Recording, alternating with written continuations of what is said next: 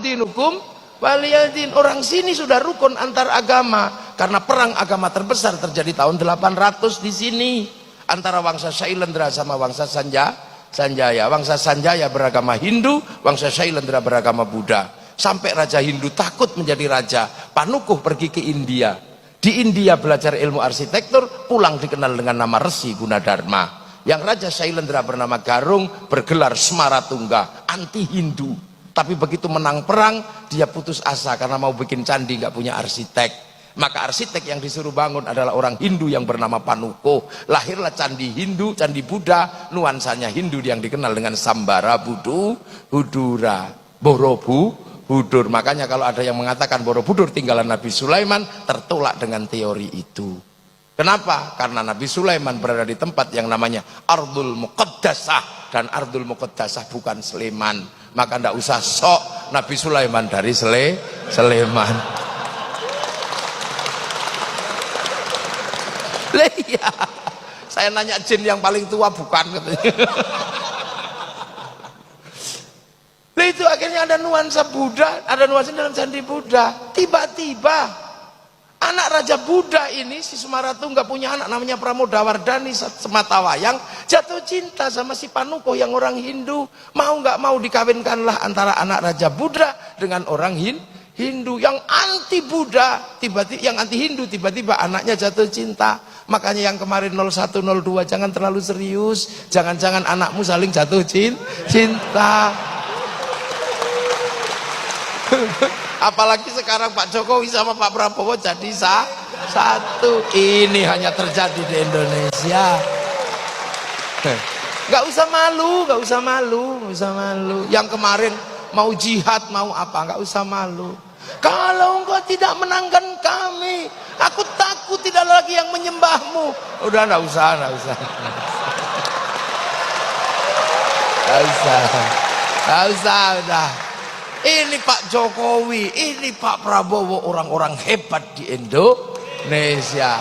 Akhirnya 5 tahun ke depan orang juga takut kalau berseberangan terlalu serius. Jangan-jangan kayak kemarin.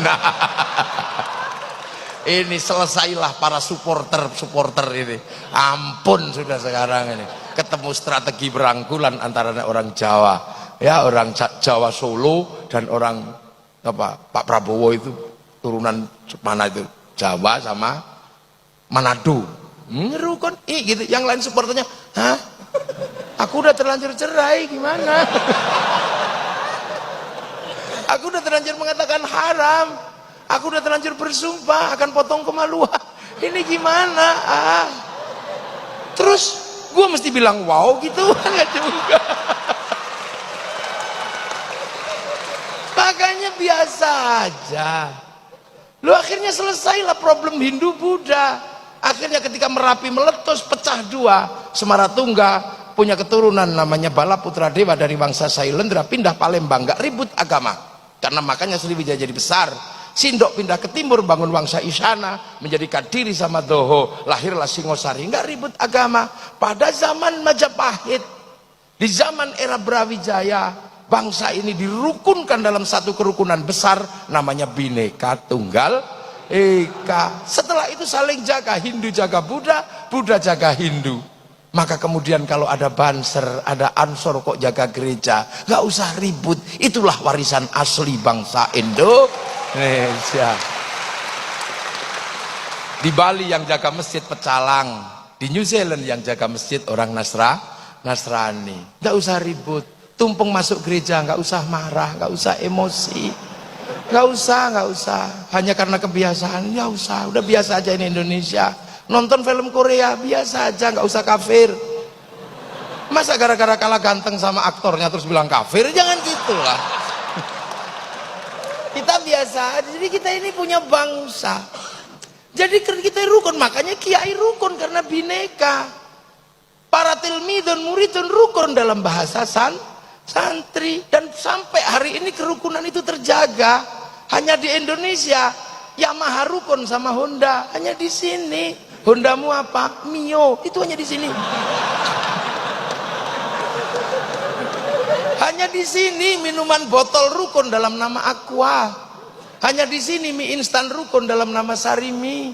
Hanya di sini seluruh pompa air rukun dalam nama Sanyo. Hanya di sini seluruh pembalot rukun dalam nama Softtek. Itu di sini. Udah biasa. Hanya di sini. Itu. Ini di Indonesia rukun. Makanya kemudian para ulama punya konsep merukunkan ini tanpa membentur. Akhirnya kemudian kehilangan tanah air ini, Islam harus punya bangunan baru. Maka lahirlah sebuah bangunan baru di mana raja dan hamba sebagai struktur yang disepakati di Nusantara, mulai dibikin struktur kecil di tengah antara raja dan hamba. Struktur itu dikenal dengan nama musyarakah yang akhirnya menghasilkan bahasa masyarakat. Lah kalau sudah masyarakat, jangan raja, jangan hamba saling menindas, tapi hidup saling bertanggung jawab. Konsep hidup saling bertanggung jawab tawarannya adalah dari Rasulullah, kullukum ra'in wa kullukum mas'ulun an ra'iyati. Maka hidup bersama dalam musyarakah, orangnya disebut ra'iyah atau rakyat. Akhirnya raja dan hamba melebur dalam konsep ra'iyah. Dan satu-satunya bangsa muslim dunia yang sanggup mengambil kalimat Rasulullah untuk menyebut warga bangsanya dengan sebutan ra'iyah hanya ulama Indonesia. Nggak ada yang lain. Tapi ulama nggak marah, harus dihapus semua nggak. Yang kawulo masih boleh bilang kulo, yang hamba masih boleh bilang ambu, yang abdi masih boleh bilang abdi, yang sahaya masih boleh bilang saya, masih boleh. Jadi gitu. Lah terus kemudian ro'iyah kalau ngumpul, Al-Quran menjelaskan wasyawirhum fil amri, maka kemudian lahirlah konsep musyawarah. Lah kalau musyawarah jangan menang-menangan sendiri. Al-Quran mengajarkan tafassahu fil majalis wafsahu yafsakhillah, maka ruang musyawarah namanya majelis. Ngangkat pemimpin standarnya wasi'a kursiyus samawat, maka kedudukan pemimpin disebut kursi. Sunan Ampel nata ini semua. Datuk Ribandang dikirim ke Sulawesi, Aryo Abdillah dikirim ke Palembang, Hatib Dayan dikirim ke Kalimantan. Lahirlah sistem ro'iyah, sistem musyawarah. Kemudian ini bersatu, Belanda datang, dilawan secara bersama-sama. Belanda pergi, daerah yang merupakan konsep para wali bersatu dalam sebuah nama wilayah. Artinya al-wali meninggalkan wilayah, dan wilayah itu dinamakan Negara Kesatuan Republik Indonesia. Makanya kalau ada pertanyaan kenapa Arab satu bangsa bisa pecah menjadi puluhan negara, kenapa Eropa satu bangsa bisa pecah menjadi puluhan negara, tapi kenapa Nusantara yang puluhan bangsa mampu bersatu dalam satu negara? Karena ada santri, ada kiai. Ini jawabannya. Dan kalian menikmati itu hari ini, siapapun apapun aliranmu, menikmati itu. Yang Nasrani, yang Hindu, yang Buddha, yang Islam menikmati itu semua pada konsep besar Bhinneka Tunggal Ika. Makanya kita pakai merah putih. Penyelesaian kita antar bangsa pakai Pancasila. Makanya jangan kau bawa sistem penyelesaian bangsa lain menggunakan dibawa ke sini. Perdebatan penyelesaian bangsa setelah Bung Karno, zaman Balai Pustaka, apakah akan diselesaikan dengan cara Eropa? Tidak bisa. Lahirlah sebuah novel yang kemudian dikasih judul Salah Asuhan. Apakah akan diselesaikan dengan cara Arab? Tidak bisa. Lahirlah novel di bawah lindungan Ka'bah. Apakah akan diselesaikan dengan cara Indonesia full? Tidak bisa. Kenapa? Lahirlah novel namanya Siti Nurbaya. Apakah akan diselesaikan dengan cara Belanda? Lahir tenggelamnya kapal Van der Wijk. Apakah mau diselesaikan dengan itu? Nah sekarang banyak yang menganggap bangsa ini sakit, tiba-tiba membawa penyelesaian dengan cara dari luar. Makanya aneh, membawa Hizbut Tahrir ke Indonesia itu aneh. Hizbut Tahrir didirikan oleh Taqiyuddin An-Nabhani untuk menjadi problem solvingnya bangsa Filistin, dan itu gagal di Filistin. Maka kenapa kau bawa produk gagal masuk ke Indonesia? Jangan. Ikhwanul Muslimin kemudian mau dipakai menyelesaikan problem Indonesia, nggak bisa. Ikhwanul Muslimin didirikan oleh Hasan al-Banna sebagai problem solvingnya orang Mesir, dibawa ke Indonesia, di sana gagal, Mursi digantung. Akan kau selesaikan untuk Indonesia? Nggak mungkin. Kita bukan tipologi sana, kita puluhan bangsa bersatu dalam satu negara kesatuan Republik Indonesia. Maka kita pakailah problem solving Nusantara, cara-cara Indonesia. Kemudian Hizbut Tahrir yang merupakan khilafah tahririyah, ya akhirnya nggak laku. Biar laku dihubungkan dengan khilafah ala minhajin nubuwah. Khilafah minhajin nubuwah itu adalah alamatus sa'ah. Dia datang bersama hari kiamat. Kalau khilafah tahririyah itu bikinan Taqiyuddin An-Nabhani. Maka biar seolah-olah Taqiyuddin An-Nabhani dengan khilafah tahririyah nyambung dengan khilafatun nubuwah yang bagian dari tanda kiamat, maka ada yang selalu mengatakan kiamat sudah dekat. Masih jauh, masih ada santri. Lu santri kalau zikir bunyi, maka yang tidak ngerti bisa dengar menirukan. Pakai speaker yang jauh bisa dengar menirukan. Nah, yang lain cuma diam gitu. Nah, yang nggak bisa zikir sampai mati juga nggak bisa zikir, nggak dengar apa-apa. Strategi luar biasa. Makanya jangan kau sebut negeri ini tauhid. Itu loh. Maka karena konsep besar adalah wilayah, maka santri yang merupakan tinggalan para wali, begitu bangsa ini harus memilih sikap. Apakah sikap memilih dasar Islam ataukah sikap memilih dasar bangsa dan negara? Kiai Hasyim Asy'ari memilih sikap bagaimana membangun bangsa dalam ketuhanan yang Maha Esa, meninggalkan yang namanya dan kewajiban syariat Islam bagi pemeluknya.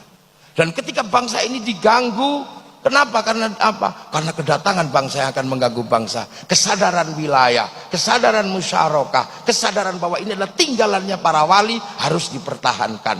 Maka ketika Belanda datang, kaum muslimin melakukan perlawanan, dan perlawanan itu diambil alih oleh santri dengan bikin keputusan yang sangat syar'i, namanya resolusi jihad tanggal 22 Oktober tahun 45.